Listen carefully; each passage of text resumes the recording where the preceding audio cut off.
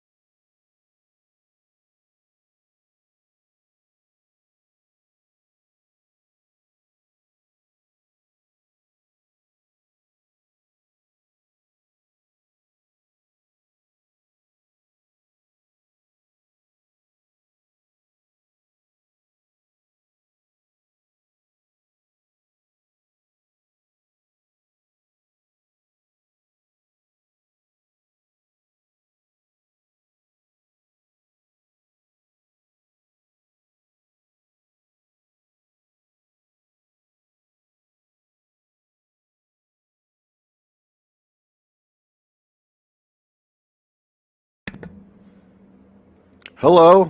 Hi. Mute was on. Didn't that suck? So, anyway, yeah. What a great way to start a show. Uh, on mute. Anyway, good news, everyone. Good news. Ridiculum is now available on Amazon. And if you are interested, links are in the description. So, anyway, they were giving me trouble. Remember? They didn't want to put this up. I honestly think the people, somebody at Amazon wasn't doing their job or didn't want to do their job, is my feeling. Because first they said, oh, we don't like the name and it's confusing. And when we made a formal inquiry, the next thing they came back with was, well, you need to prove all these things to make sure you can publish this book. And they gave us this long list of like, oh, we need to know where you sourced it from. When did each of the authors die? Where was it first published? In what country? Um, there was a whole bunch of things. So, what's your proof that it's public domain?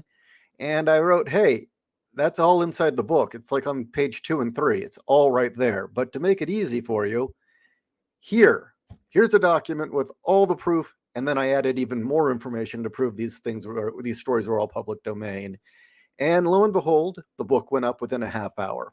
So here we go. Book is now available, and I will have the print edition out later this afternoon, hopefully.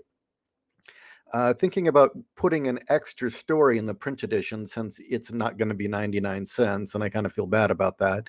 But the Kindle version is 99 cents. So there we go. I guess, on my quest to make some of these stories cheap and affordable for you and easy to find, easy to navigate, we have released the very first in the Immortal Classics series. And depending on how you guys respond to this, we'll make more of these. Basically taking public domain materials. Because, part of the problem with public domain, as I said with Razorfist's rant, was he said, hey, there's all these free stuff and it's good, and then didn't give you any information as how to get this free book, get these free stories, and which ones are good and which ones are to avoid. Nor did he say, okay, well, if you're in the mood for this kind of thing, these are the authors to look for. So I figured, fuck it. You know what? I will do an anthology where I'll collect stories that I believe you guys will enjoy that are public domain, dirt cheap, and charge a bare minimum for it, 99 cents. And even I didn't even, a lot of these public domain stuff, they don't even try on the cover. They usually have some shitty boxed cover. No. I dropped money to have JC put a nice cover on it. So we even have a nice green Martian girl with big tits on the cover of the book. I will say one thing that I did try to strive for is, some of these stories are easily found, have been reprinted tons and tons of times. Others, not so much. So I kind of went out of my way to try and find stuff that people didn't publish readily on other anthologies, or for that matter, were so lost to time they hadn't even been transcribed and put online. Like the John D. MacDonald story is, I had to dig that one up out of a library. It's apparently public domain, but nobody bothered transcribing it. Nobody bothered. It's kind of a forgotten story. So there you go. And hopefully with the next one, I'll have the same thing with the lay bracket story where no one's really bothered to transcribe it. And I'll make that available to you guys. 13 stories. And, okay, wait a minute. Huh? What the fuck? Oh, great. I know why that's doing that. Never mind. That's because this is the preview. Okay. So, introduction. We're a generation absolutely starved for classic exemplars of heroism. But what if I told you there was an entire industry devoted to that kind of heroism? that somewhere in a quiet pocket of the print and comics industry, there were an entire treasure trove of politically incorrect, six-gun-slinging, burly-chested badasses, many of whom have a long back catalog of content to rival even the almighty Batman, Superman, and Spider-Man. And what if I told you most of it, as of this moment, is now fucking free? And I am quoting Razor Fist. And my response is, yes, we are indeed a generation starved for classic heroism. We hunger for adventure, for dashing heroes and beautiful women. We crave action, drama, triumphs of the human spirit. What we want is entertainment. In late 2022, popular YouTuber Razorfist urged us to reject modernity and embrace pulp heroism. It's got it's got what we've been longing for, and yes, most of it is free. Problem is, most of us have no idea where to start. How do I find these free stories? Which of them are good? Are there any names I should seek out? Diving into the world of public domain fiction isn't as easy as it sounds. The people over at Project Gutenberg have done an excellent job of transcribing the old pulps, although I've found digging through archive.org even more rewarding. There's a lot of material to find, and you can read directly from scans of the magazines. Archive.org even has downloadable Kindle, text, and PDF files. Unfortunately, most of them look like this. And if you guys are looking at your screen, this is what you get when you download a public domain story from archive.org. Yeah, not exactly easy reading. Often I found myself cleaning up these transcripts before I could even read them. Not exactly how anyone wants to spend their afternoon, but hey, I took the time to do it, and some of these even appear in this book. So here's the deal. I believe it's important these pulp classics be readily available and easy to access. To this end, I've joined with Zero One Publishing to create the Eternal Classics line. I think it's Immortal Classics, never mind. These collections will compile the best pulp stories you never heard of, each centered around a different theme: robots, space adventure, dystopians, etc. Times being as they are, I'd say we are all in need of some lighthearted fun, so I've themed this first volume around humorous sci-fi. I hope you'll enjoy them as much as I did. Now go have fun. And there we go. Anyway, the print edition will have art in it, by the way. This one is just the text. You want to see? Want to send me do you want to send me the finished cover? I'll make posts about it. Sure, I'll send it your way, JC. Definitely.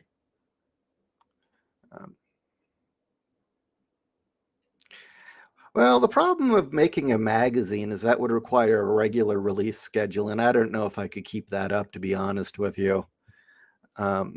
You'll buy them both, Tweldy? Awesome. Yeah, again, even the print edition, I'll try to make as cheap as possible. But you guys were all saying that you wanted the next one to be space adventure, and I've kind of got I'm in an impasse on that one because I have been digging into it. I've been doing some research into precisely that. And here's the thing. There seems to be two breeds of space adventure or, sci-fi adventure from that era. And there's some really sophisticated stuff. I mean, a lot of lay bracket stuff is very sophisticated. It isn't what people think. And then there's the other kind, which is, women in bubble helmets and dudes with ray guns. And I'm kind of wondering, should I do one for each? I mean, do you guys want the kind of cheesy Buck Rogers bubble helmets and ray guns and green Martian women, as well as the more classy stories?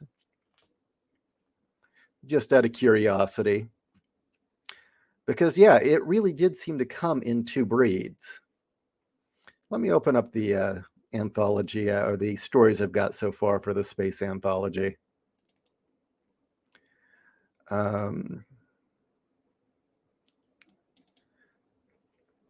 Okay, yeah, the stories I've got so far is Captain of the Centaurians by Paul Anderson, which is again kind of a space Amazons and ray guns type story. Brigands of the Moon by Ray Cummings, which is hero against moon pirates. But then there are other stories like The Last Days of Shandakor by Leigh Brackett and Shamblu by C.L. Moore, which are like really, really good. I mean, I would say that's literature. Where the other ones I would stack up as light fun. But Shamblu and The Last Days of Shandakor, I have yet to read Medship Man, but since you guys all said put that in there, I've already transcribed it. I just got to read it. I don't know what I'd classify that under. But okay, so Cheweldy says both. Definitely both. I wish Fiona Wolf was on right now. I'd love to get her take on it.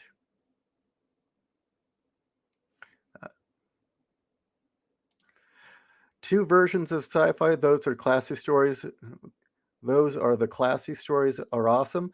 Well, no. What I mean is that there seems to be two breeds of sci-fi in these pulp magazines. Actually, there's more. There's also the hard SF by guys like Asimov, where every story has to be a science lesson. I'm not publishing any of that stuff. Anything where they take the time to explain to you why the gravity is something or how the moon works or why orbits work, I don't include that shit. I'm not including any of that. I think that really misses the point of storytelling. The two that I'm really paying attention to are ones that offer story. And one brand of it really is like this highly stylized sci-fi classics, I would say. And then the other is nothing more than light entertainment. And there's nothing wrong with that. Light entertainment's great. Paul Anderson's story about the Centaurians, it's the heroes fighting, Jovian Nazis. He's fighting Jovian Nazis. Meanwhile, fighting at his side is a Martian and a space Valkyrie who's complete with armor and German accent. And it's just kind of wild fun.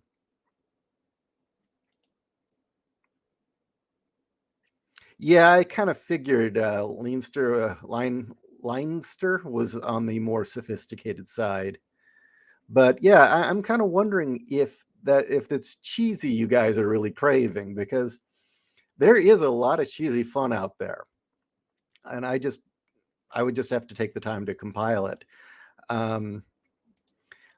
There's also another one that I've thought about doing because there's so much of it. And that is doing one called Dangerous Women. And what I mean by that is there are tons and tons of space Amazon stories. The war nymphs of Venus, the pit of the nymphons, the golden Amazon, the princess of chaos, the black priestess of Varda. I mean, I don't know. All of that sounds like a hell of a lot of fun. But they're all essentially dangerous space babes.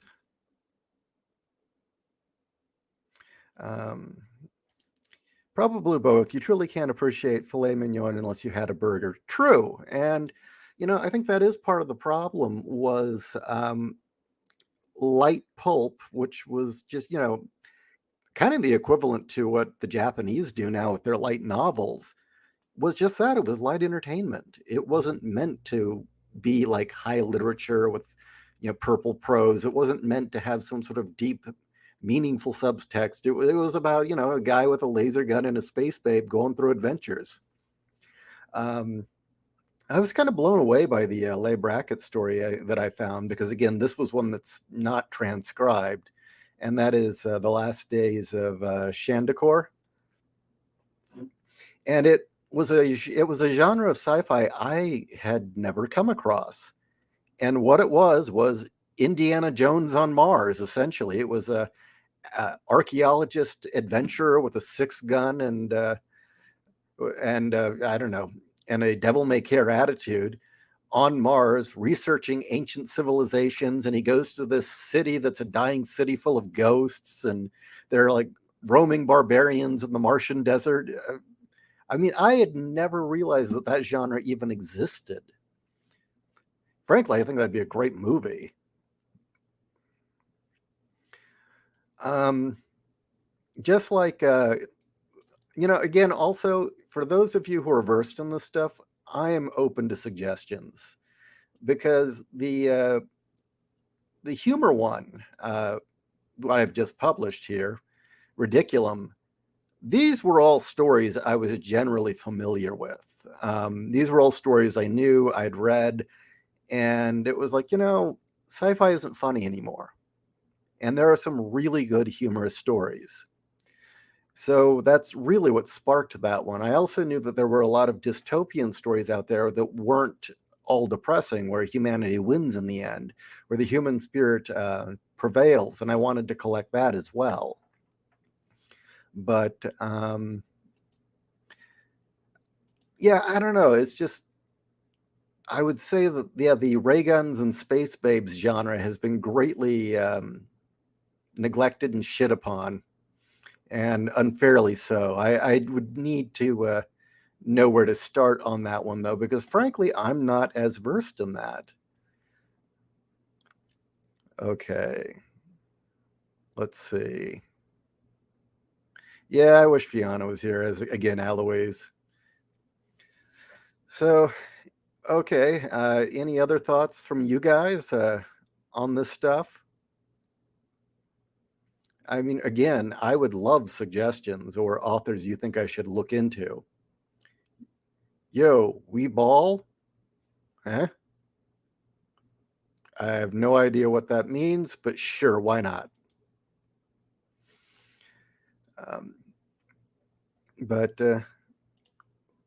we need purple buxom babes to see and ogle. Well, the nice thing is a lot of those do have illustrations to go with them. A lot of those stories do, and they're again public domain. They don't look too great on the Kindle, but they look great in print. But let's see. I'll try and find. I've got stuff that I can share in that regard. Give me a second. Pulp sci-fi.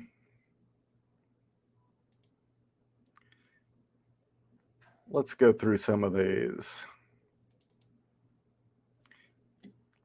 And I will share the screen.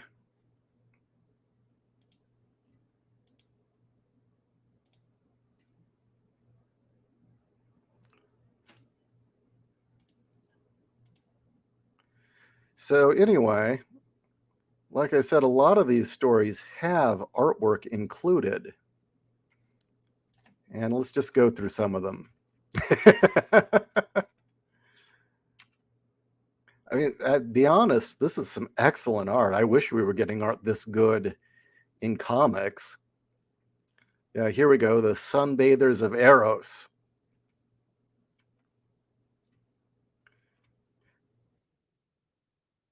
The Secrets of the Black Planet. Okay, those aren't. The Goddess of World 21.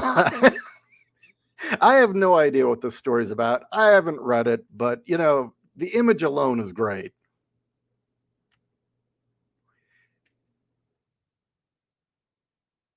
And here's an image from the Golden Amazon. Space Amazons, or Space Valkyrie, actually. Again, I wish we were getting art this good in our books right now. Dude kicking a robot's ass, always a good thing. I have no idea what this story's about, but that guy looks like a serious pervert. Venus is a man's world. This image will show up in the book because that's one of the stories included. Chain of Command. I think this is Golden Amazon as well.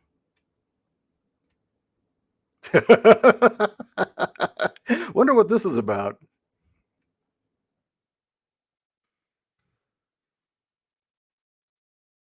A naked goddess. Well, we know exactly what this one's about.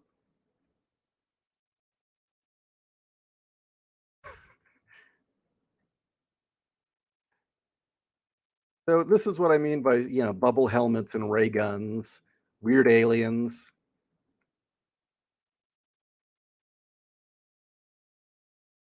Um,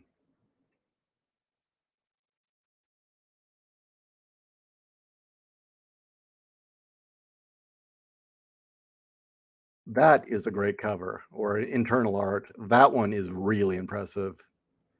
I'll leave it on that for now. I'll be right back.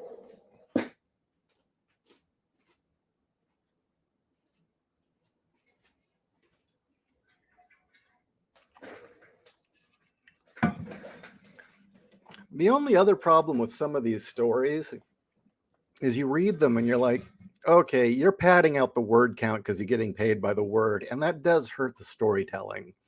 There are ones that just ramble on and on and on. It's like, okay, you're padding out the word count now. You don't need to be saying this much. You could do mad scientist stories. That's not a bad idea. There are lots of mad scientist stories. Yeah, that's it. We should do a sci-fi anthology called Nice Boobs. It's based entirely around characters with nice boobs. That's the only qualifying factor of if the story gets in, right? Okay, let's take a look at more of these. Sargasso of Lost Spaceships. I was thinking about putting this one in the space adventure one, but it's been published a lot. The other one that I picked hasn't.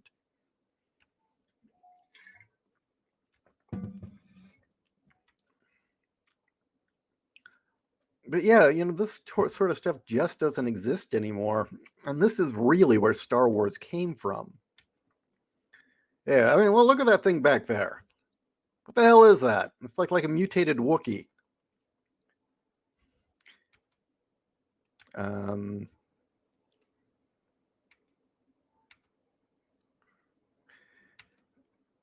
and I guess that's the Emerald City, right? There's something very homoerotic about this image. That one's pretty badass. I'll leave this one here for a while. Is the Sword and Planet genre overdone or overwrought? I've seen a lot of it in reprint, so is it worth it? Well, see, that's the problem. Is Sword and Planet? I guess that's the way. Yeah, I guess that's what you'd call it. Um, my objective here is there are tons and tons of stuff on Amazon where it's just they grabbed a whole bunch of free stuff, shoved it in a book, put it on a title, put a title that says vintage sci-fi and sell it. And a lot of it's crap, unfortunately, or a lot of it's like they didn't put any care into the formatting of the book. They didn't put any care into the story selection, so it's real like hit or miss. So really my aim is to find stories that are good that haven't been overprinted, or stories that are good that otherwise aren't getting attention they should.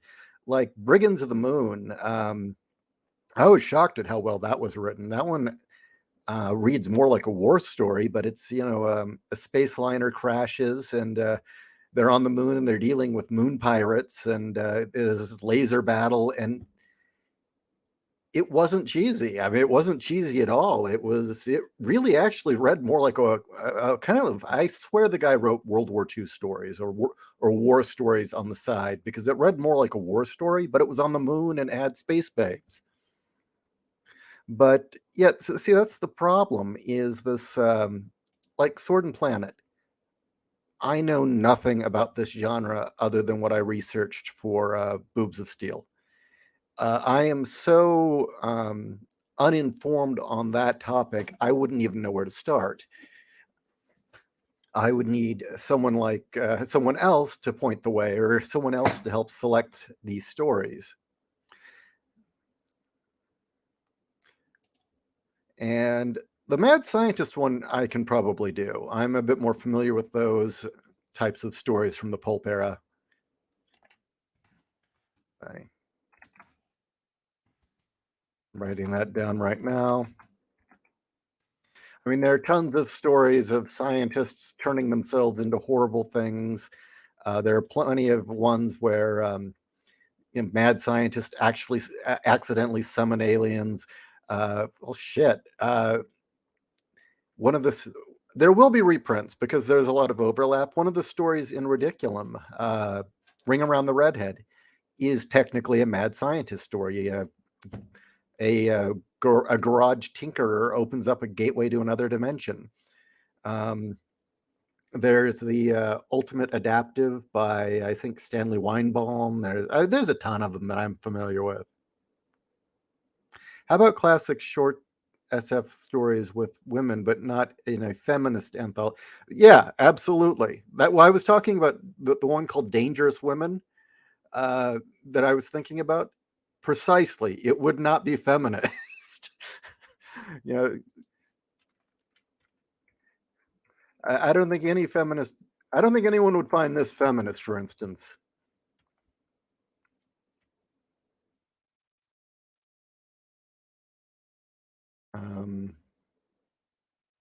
Yeah, there are plenty of stories. Well, here we go. Ring Around the Redhead. I've included it in Ridiculum because it is funny. It is written as a comedy, but it is a mad scientist story where this guy accidentally opens up a portal to another universe, and the girl of his dreams falls out.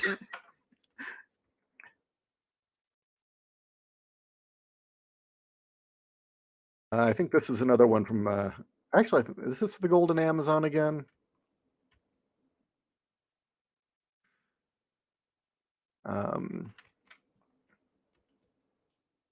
I grabbed these just because they're really impressive. I mean, the stippling work is amazing. We don't get art like this. But yeah, this genre here, this is what we need, right? This is what you're interested in.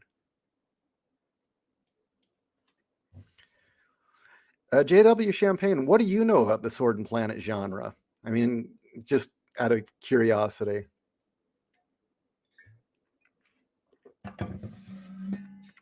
Like I said, the only problem that slows any of this is my familiarity with the genre. Because what I'll do is when I'm working on stuff that isn't writing, is I'll just go through and play old people reading pulp stories. That's where I find a lot of these, is going through and finding stuff that people had read. And it's a shame because a lot of these LibriVox recordings hurt. I mean, they're really bad, unfortunately.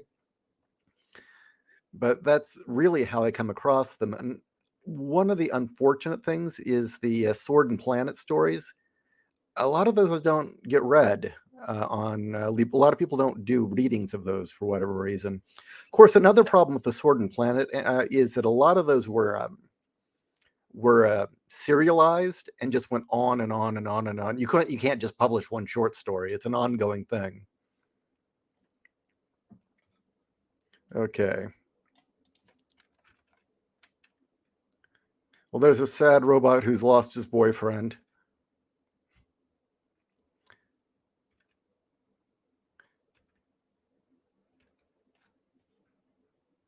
Well, let's go back to displaying the Amazon page.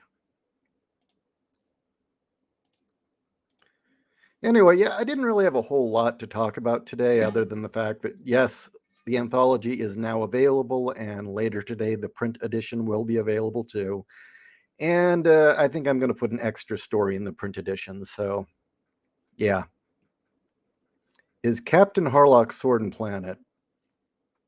I couldn't answer that. I really couldn't. I mean, he's a space pirate. See, again, you're asking a question about a genre I don't know enough about. I'm really not well versed in that genre. So, oh, and also another one is robot stories. I wanted to do a collection of robot stories that weren't from Isaac Asimov, because there were tons of robot stories back then, but all the attention went to Asimov. And, in a lot of ways, Asimov stole a lot of his stuff from these guys and got all the credit for it, which kind of sucks.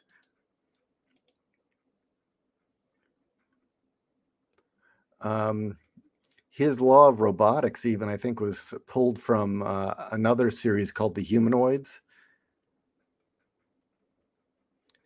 All right. Well, unless you guys give me another topic to cover, I think I'm kind of out. I don't really have much more to go on about. I don't know. Is there anything worth mentioning going on right now? No. Okay. Well, yeah, none of you guys are responding, so I'll just kind of wrap this up. Once again, Ridiculum, classic pulp sci-fi tales with a humorous twist, are now available on Amazon Kindle for 99 cents or free to read if you're a Prime member, Kindle Prime. Second, the print edition will be submitted later today. So, okay, champagne. Well, Sword and Planet all derives from Burroughs' John Carter. The action takes place on another world typically. Tech is limited, magic works, hefty dose of barbarism. Yeah, and one of the reasons I don't know where to start is, okay, well, John Carter's stories are easy to find. That is not something anyone's going to have any trouble finding a nice edition of. And C.L. Moore and Lay Brackett stuff generally is easy to find too. Some of it isn't, but generally you can find most of that. Where do you go after that? What other authors are worth looking into? That's the problem.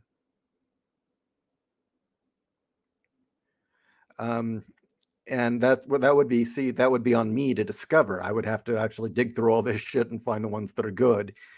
And that would probably take a very long time. So I wouldn't see a quick turnaround on that. That would take me a while to put together. Anime Acid Trip. If a scientist creates an AI that becomes sentient, did he make a kid and is a dad now? Is it more one of those happy accidents? Well, a lot of parents said that their kids were happy accidents. So take that for what you will. The hero is often an Earthman or recognizably human who is sent to the world by some kind of teleport beam or perhaps a spaceship crash. He can't get back, so he has to acclimate to alien life. Actually, the Golden Amazon, the original Golden Amazon, because there's two versions, the original Golden Amazon was one of those stories. She was an Earth girl who'd crashed on Venus and grew up in the Venusian atmosphere in the Venusian jungle, and it had made her super strong and savage.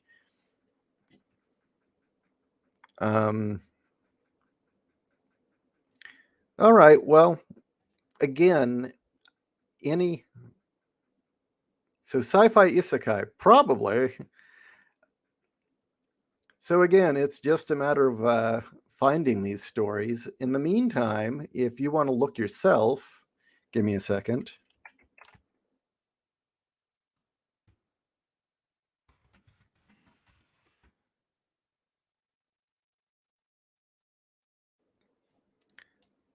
Oh, come on. There should be more than that. Here we go. I don't know if you guys want to actually help out and find them. Because, like I said, what you're asking for would probably not be out for at least a year, just due to me taking the time to read these stories or listen to them. But if you want to help out, here are the planet stories. This is the go-to for those kinds of stories. These are all, let me jump over to it.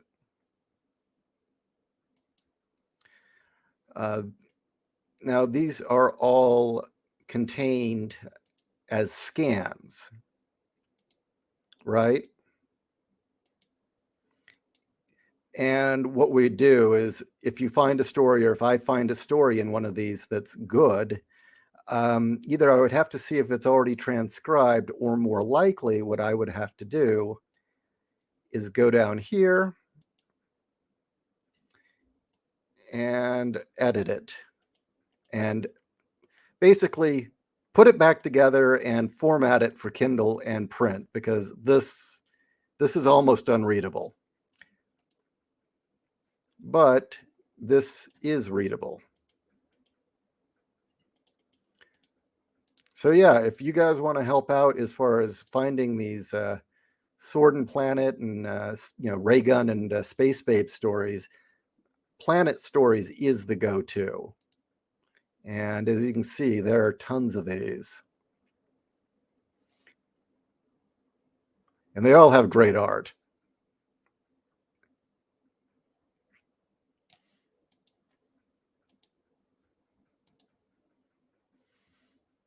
Lynn Carter is another. Oh, okay.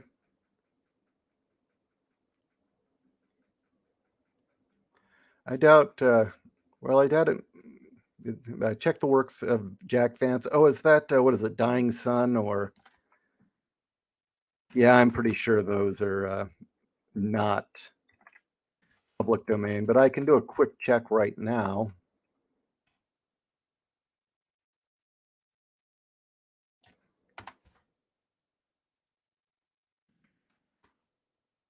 One story called Sajambak is available. Wilbur Murphy sought romance, excitement, and an impossible horseman of space. With polite smiles, the planet frustrated him at every turn until he found them all the hard way. Oh, wow. There's already typos in this one. Yeah, that one was in If Worlds of Science Fiction. And in Project Gutenberg, that is the only one available. That doesn't mean other stories by Jack Vance aren't available. This is the only one that's public domain that Gutenberg transcribed. I can check someplace else real quickly.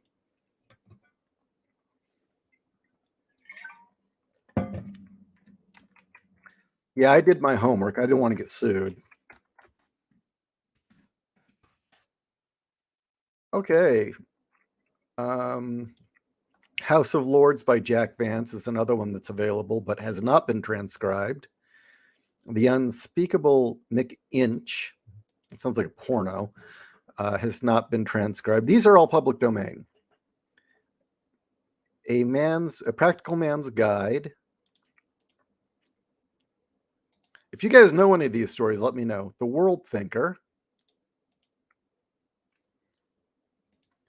And Ecological Onslaught, or the World Between. So those are also available. You guys read any of those? Manly Wade Wellman. Oh, most of his stuff is in the public domain. I just haven't read any of it.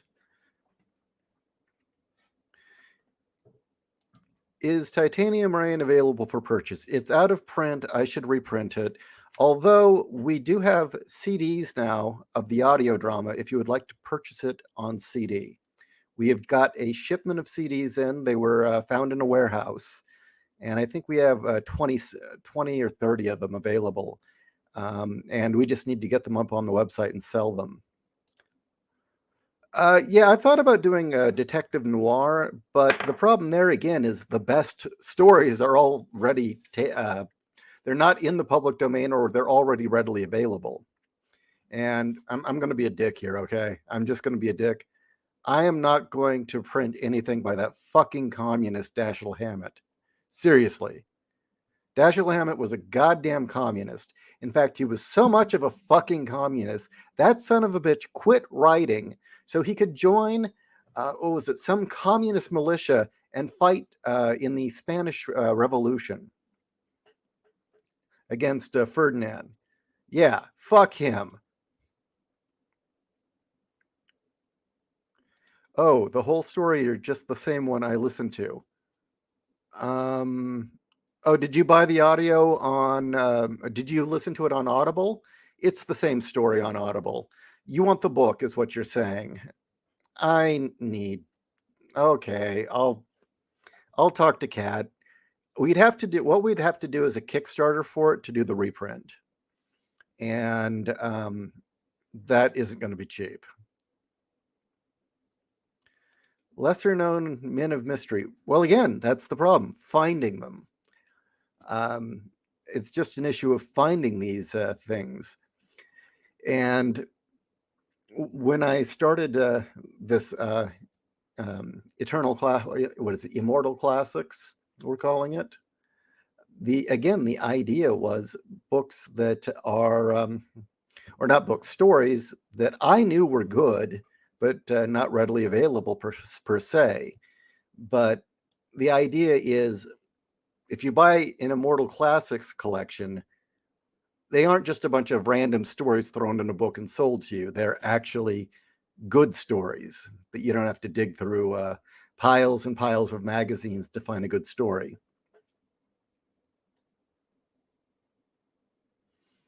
Am I muted again? Is that what you're saying? God damn it, I'm muted again. What the fuck?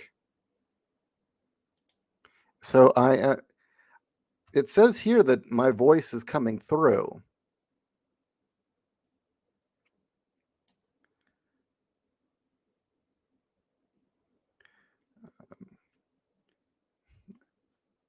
Okay. What, Manly? Yeah.